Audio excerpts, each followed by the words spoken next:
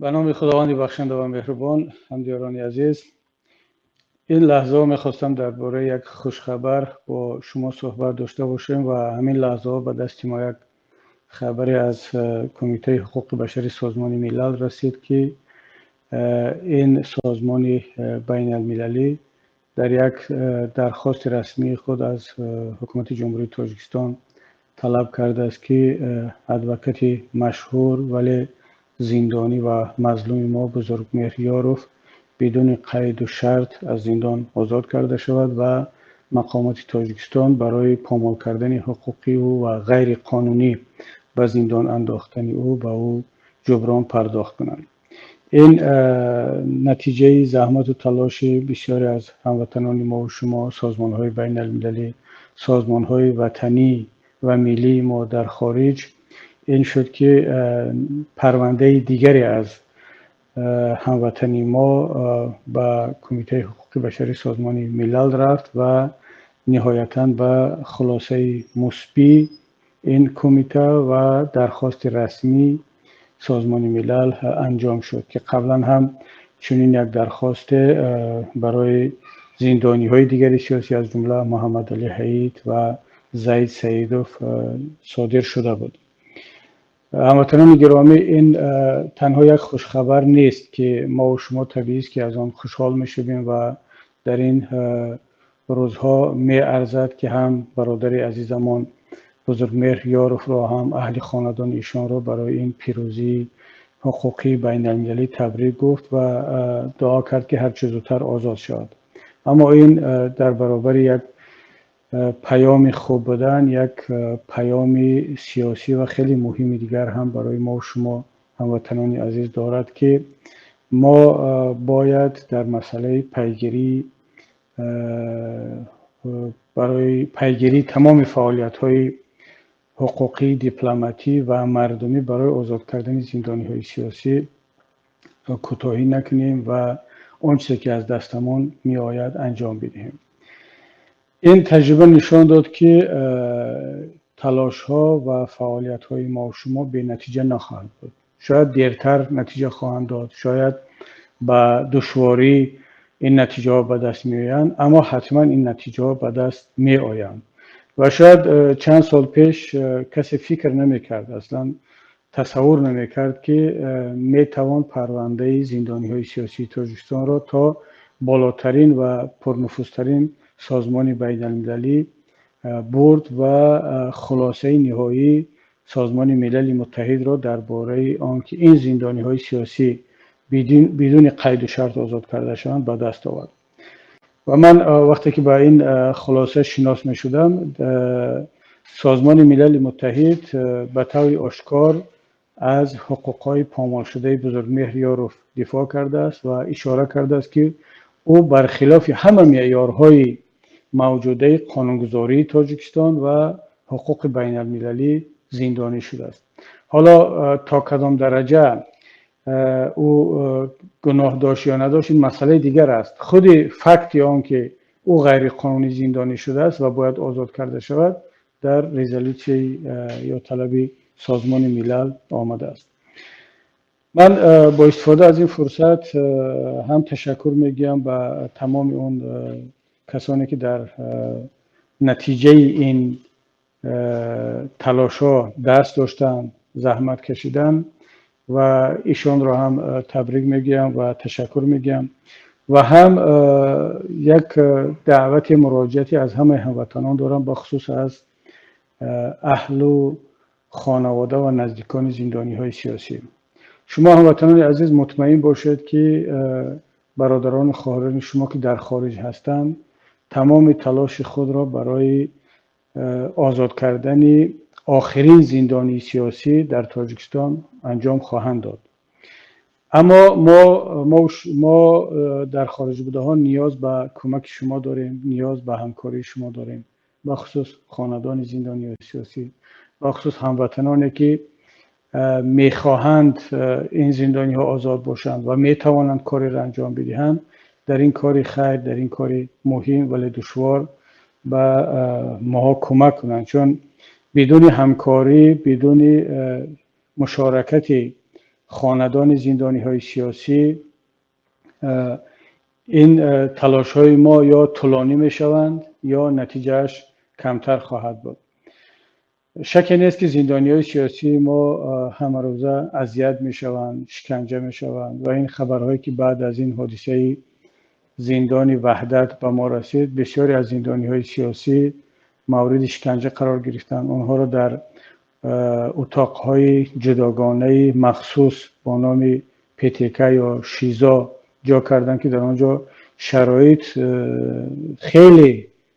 ده ها مراتب بدتر از شرایط زندان های معمولی هست.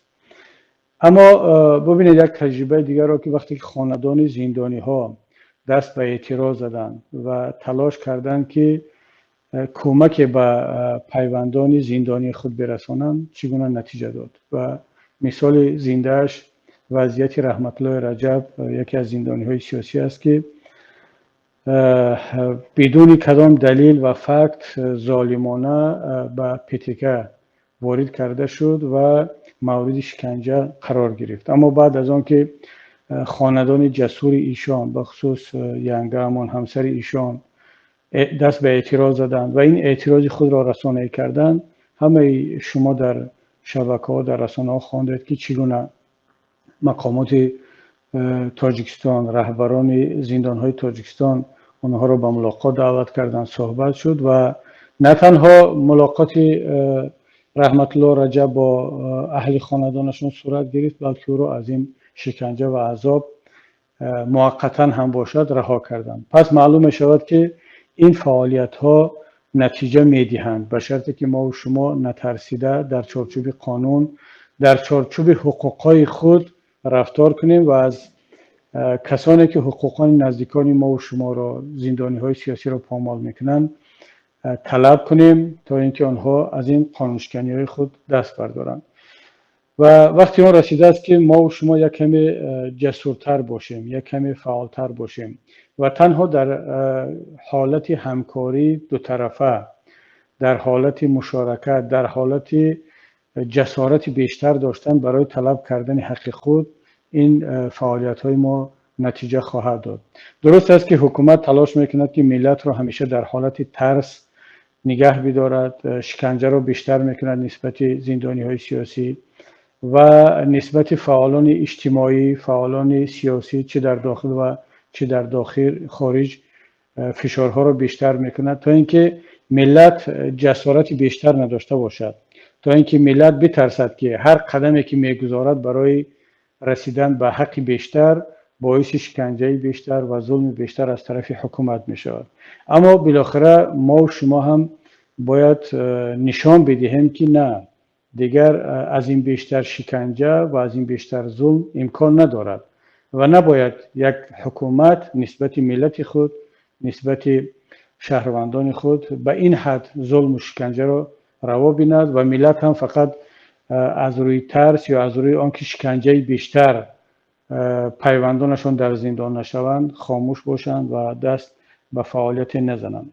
هر چقدر که ما بیشتر خاموش باشیم، هر چقدر که ما بیشتر گذشت کنیم، همون قدر این مقامات ظلم پیشه ظلم رو بیشتر خواهند کرد، شکنجه رو بیشتر خواهند کرد، حقوق ما و شما رو بیشتر پامال خواهند کرد. شما جدا از این قضیه زندانی های سیاسی دیدید که حکومتداران مجبور شدند که قانون‌های قبول کرده خود، قرارهای قبول کرده خود را بازنگری کنند. برای مثال خواستند نرخ اینترنت را بلند بردارند، اما وقتی دیدن که جامعه اعتراض کرد، این عمل را نپذیرفت، مجبور شدند که عقب نشینی کنند. وقتی خواستند که نرخ سیم کارت ها را بالا برند، وقتی که جامعه اعتراض کرد از داخل از خارج، مجبور شدند که این قرار خود را بیکار کنند. همینطور هموطنان عزیز، در آینده اگر ما و شما یک دست باشیم، با هم باشیم، چه کسانی که در خارج هستند، چه کسانی که در داخل هستند، اجازت ندهیم که از این بیشتر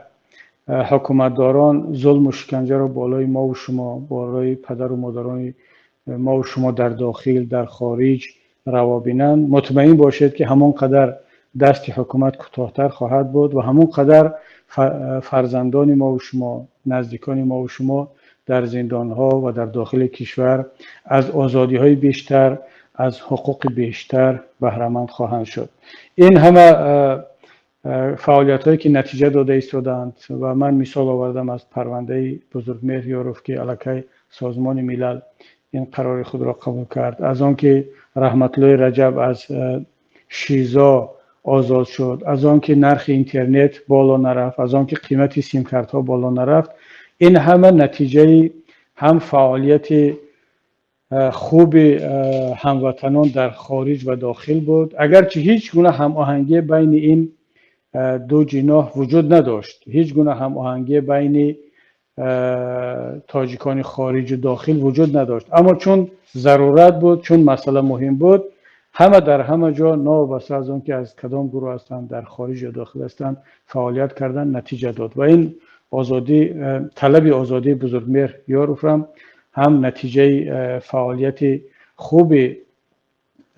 فعالان سیاسی و حقوقی در خارج بود، سازمان های بین المللی بود و من مطمئنم که اگر هموطنان ما در داخل فعالتر باشند، جسورتر باشند، نه تنها این گونه طلب های سازمان های بین المللی رو ما خواهیم داشت، بلکه دیر نیست که انشاءالله زندانی های سیاسی ما از زندان رها خواهند شد. بار دیگر تشکر خود را به همه کسانی که دست داشتن بیان میکنم و تا صحبت های بعدی خداوند نگهبان شما باشد.